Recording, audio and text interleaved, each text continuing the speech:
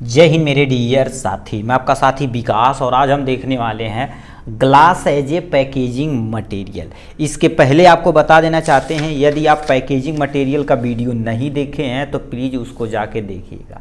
ठीक, इसमें देखिए 4 में कैटेगराइज किया गया था टोटल। सबसे पहले ग्लास कंटेनर, दूसरा प्लास्टिक, तीसरा मेटल, चौथा रबर।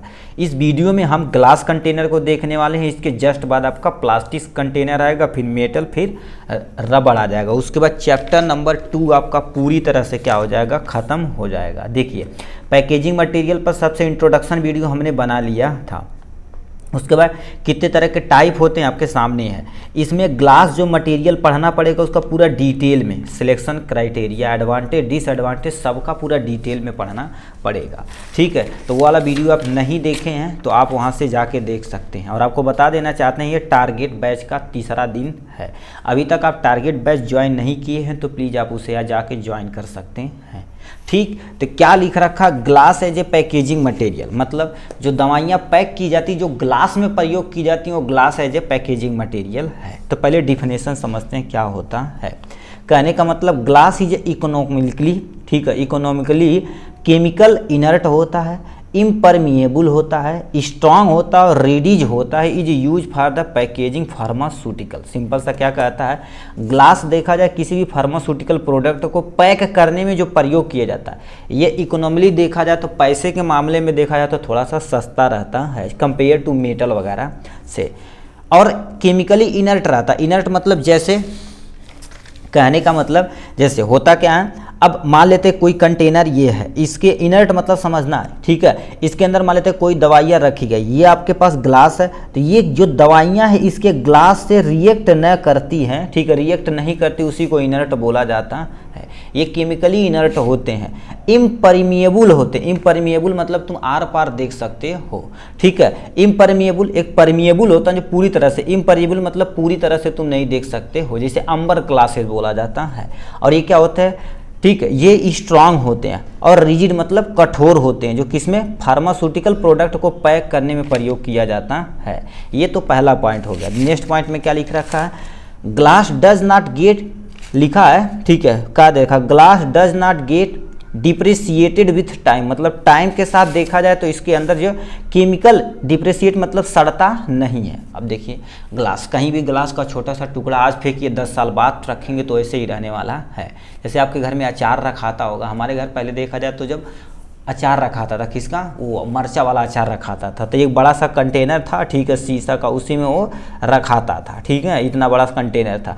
तो वो कईयों साल से वो टाइम के साथ डिग्रीगेट यानी डिप्रिसिएट मतलब डिग्रीगेशन नहीं करता था, सड़ता नहीं था, केमिकली इनर्ट होता था। तो ये इसके पॉइंट के बारे में हो गया। अब कंपोजिशन के बारे में आते, यानी एक्चुअल में ग्लास कैसे बना होता है, यानी शीशा कैसे बना होता है। तो यहाँ पर क्या लिखा, glass is a composed of sand, यानी ग्लास किसका बना होता है, सैंड का बना होता है। सोडा अयस्क से बना होता है, ठीक है, और लाइम स्टोन और क्या होता है, क्यूलेट। इस सबको ऐड करके जब हाई टेम्परेचर पे गर्म किया जाता है तो क्या बन जाता है, हमारे पास ग्लास बन जाता है। ठीक, sand is a pure silica, जो सैंड मतलब बालू होता है, बालू में तुम्हारे पास जो सिलिका होता है, और सोडा अयस्क होता है, और सोडियम कार्बोनेट होता है, और लाइम स्टोन होता है, इज द कैल्शियम कार्बोनेट। यानी कहने का मतलब सबसे पहले क्या लेते हैं, सिलिका, ये SiO2 आपके पास सिलिका हो गया। इसमें क्या मिलाते हैं, सोडियम कार्बोनेट, ये आपके सामने सोडियम कार्बोनेट हो गया।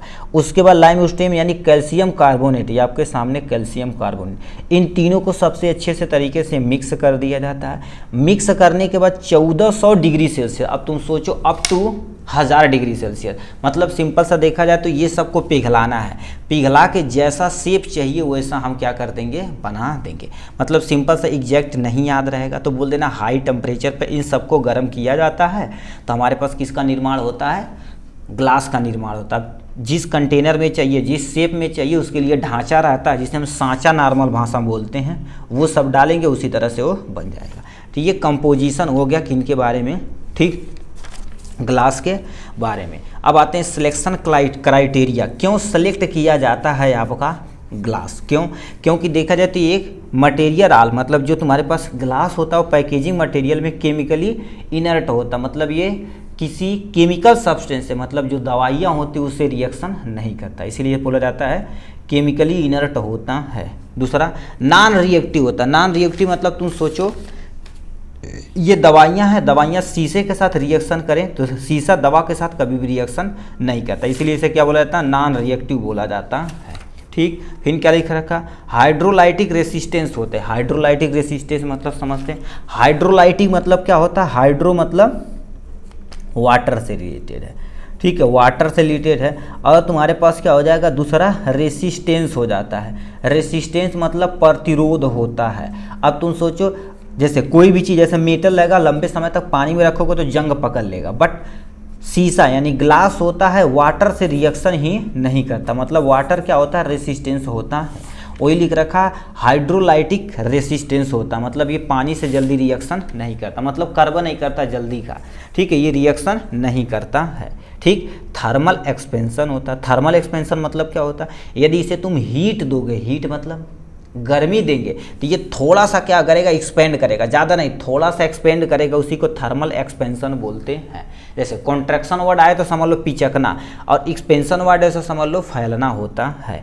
तो थर्मल एक्सपेंशन इसमें देखने को मिलता है। ठीक, लिमिट ऑफ एल्कलिनिटी रेसिस्टेंस होता। अब देखिए क्या होता है, लिमिट ऑफ एल्कलिनिटी क्या होता है। एल्कलिनिटी देखा जाए तो एक वर्ड आता है, एल्कली वर्ड आता है। एल्कली मतलब क्या होता है, जो क्षार से रिलेटेड है। क्षार मतलब बेस से रिएक्शन है। कहने का मतलब क्या होता है, देखिए ध्यान से सुनिए, जब कोई बेस वाटर में घुल जाए, क्या, जब कोई बेस वाटर में घुल जाए तो उसको क्या बोला जाता है, एल्कली बोला जाता है। अब ये एल्कली देखा जाए तो स्ट्रांग होता, मोस्ट ऑफ द मेटल को रिएक्शन कर देता, बट इसके साथ ग्लास रखा जाए तो ग्लास पे कोई रिएक्शन नहीं होता। जो मोस्टली कौन सा ग्लास होता है, बोरोसिलिकेट। ठीक है, बोरोसिलिकेट ग्लास होता है। ठीक है, बोरोसिलिकेट ग्लास होता है जो लंबे समय तक चलता है। ठीक है, तो यही आपको क्या करना पड़ेगा, लिखना, वही लिखा है, एल्कलिनिटी रेसिस्टेंस होता है। तो ये तुम्हारे पास सिलेक्शन क्राइटेरिया हो जाएगा। जैसे मान लेते हैं आपसे क्वेश्चन पूछें, glass as a packaging material long में पूछ दे तो क्या क्या लिखना पड़ेगा। सबसे पहले आपको बता देते हैं, थोड़ा सा हेडिंग डाल के ऐसे इंट्रोडक्शन लिख देना, कंपोजिशन लिख देना है, सिलेक्शन क्राइटेरिया आपको यहाँ पर लिख देना। फिर इसके बाद तुम्हें क्या लिखना पड़ेगा, क्योंकि देखा जाए तो तुम्हारे पास कईयों तरह के आपके होते हैं, क्या, ग्लास होते हैं। क्योंकि देखा जाए तो आप टाइप एरी पढ़े होंगे तो कितने होते हैं, borosilicate glass, treated soda lime glass, regular soda lime glass और NP general purpose soda lime glass होते हैं। मतलब इतने तरह के हमारे पास ग्लास कंटेनर होते हैं। अब इनके बारे में थोड़ा थोड़ा हमें लिखना, फिर एडवांटेज और डिसएडवांटेज पढ़ के अपना काम ख़त्म हो जाएगा। ठीक, तो यहाँ से सामने क्या दे रखा, बोरोसिलिकेट ग्लास के बारे में। अब याद रखना, लैब में आपके जितने भी ग्लास प्रयोग होते हैं सब आपके पास क्या होते हैं, बोरोसिलिकेट ग्लास होता है। कौन सा ग्लास होता है, बोरोसिलिकेट ग्लास होता है। ठीक है, अब इनके बारे में समझते हैं, बोरोसिलिकेट ग्लास के बारे में। ठीक है,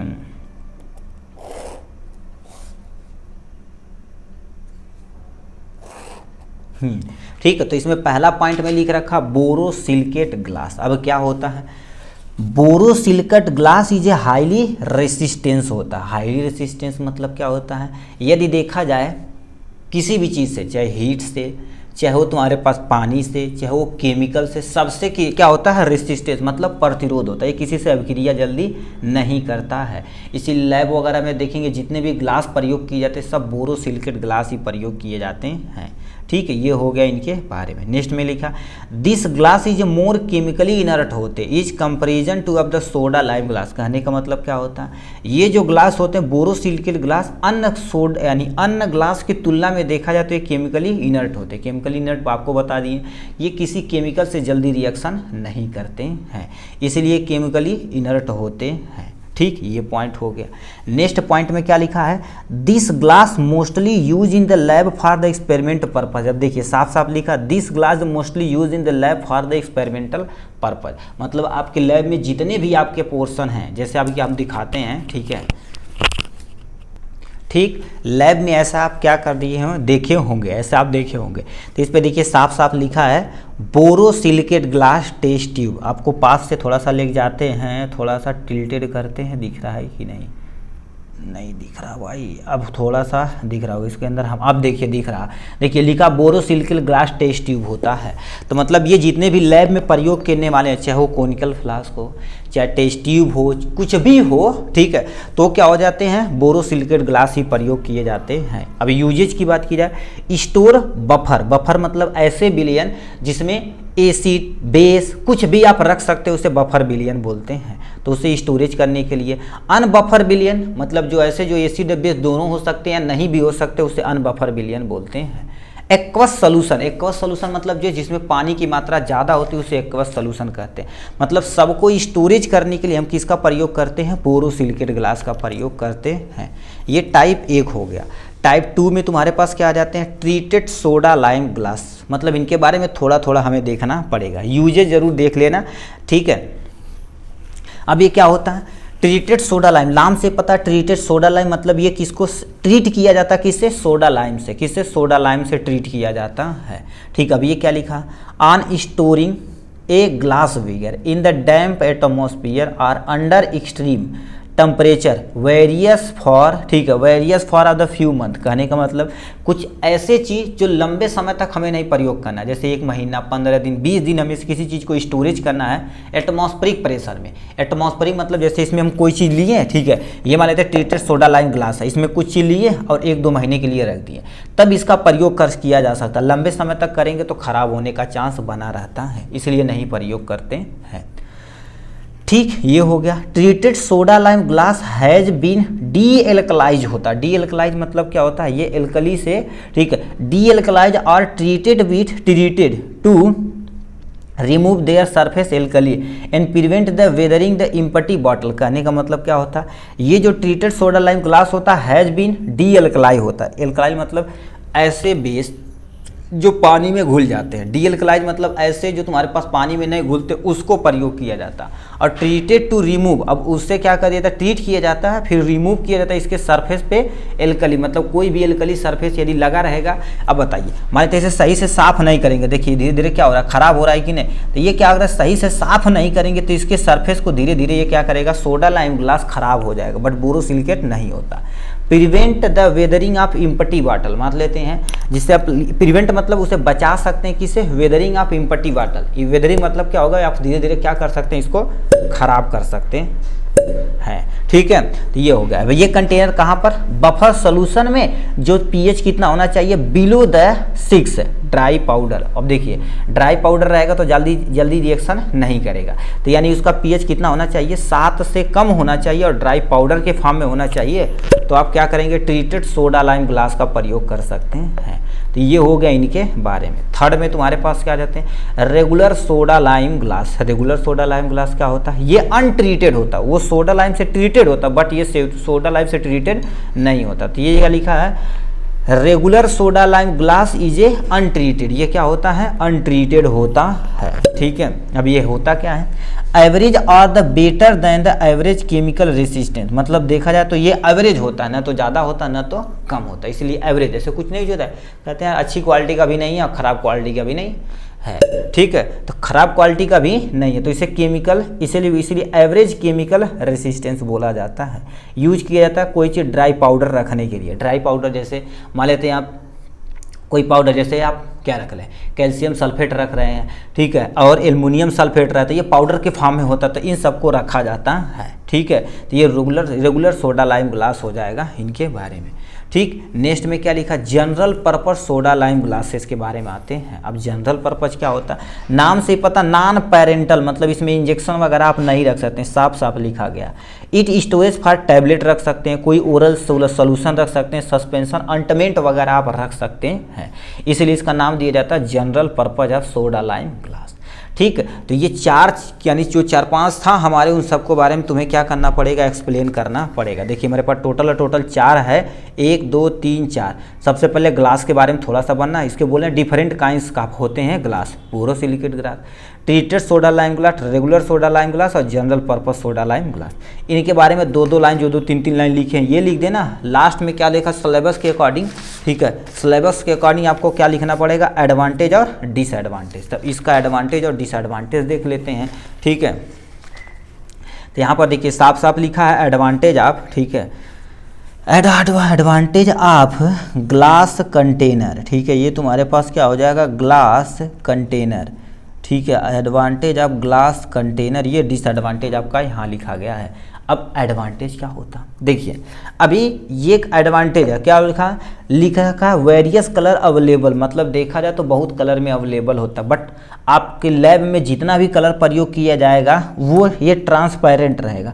बट जब कोई दवाइयाँ वगैरह रखनी पड़ेगी तो उसमें किस कलर का रखा जाएगा, अंबर कलर का रखा जाएगा। अब अंबर कलर क्या होता है, देखेंगे जो धुंधला कलर होता है उसे अंबर कलर बोलते हैं। जैसे अभी बीकासूल आप सर्च करेंगे ना, बीकासूल का सोल्यूशन, तो देखेंगे वो होता है अंबर कलर का होता है, तो अंबर कलर में प्रयोग किया जाता है।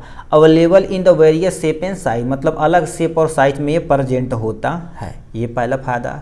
दूसरा फायदा इम्परमिएबल एंड ट्रांसपेरेंट होता है। ट्रांसपेरेंट मतलब कोई भी दवाइयाँ अंदर रखी गई, किस कलर की दवाइयाँ ये सब तुम ट्रांसपेरेंट देख सकते हो।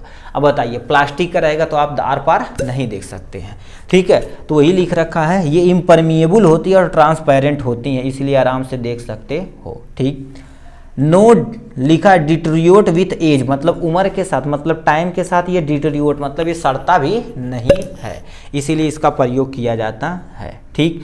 फिर क्या लिखा, इजी आइडेंटिफिकेशन ऑफ प्रोडक्ट, मतलब प्रोडक्ट को तुम इजीली आइडेंटिफाई कर पाओगे। अच्छा मान लेते इसमें रखा गया है कोई केमिकल रखा गया, तरी इस कलर का है, जैसे भी लोहासो हो गया, ठीक, बहुत सारा लोहासो देखेंगे, ठीक है, जितने भी बड़े बड़े आते हैं, जैसे डाबर का हो गया, डाबर का हो गया, बैद्यनाथ का, इन सब का यदि देखे होंगे ना प्रोडक्ट, तो देखिए शीशे के गिलास में आता है और उनकी एज देखेंगे ना 10-10 साल रहती है। एज मतलब एक्सपायरी डेट यदि 2024 में बना तो 2034 या 35 में उसका एक्सपायरी डेट होगा। इतने लंबे समय तक को क्या कर देता है, प्रोडक्ट मेंटेन रहता है।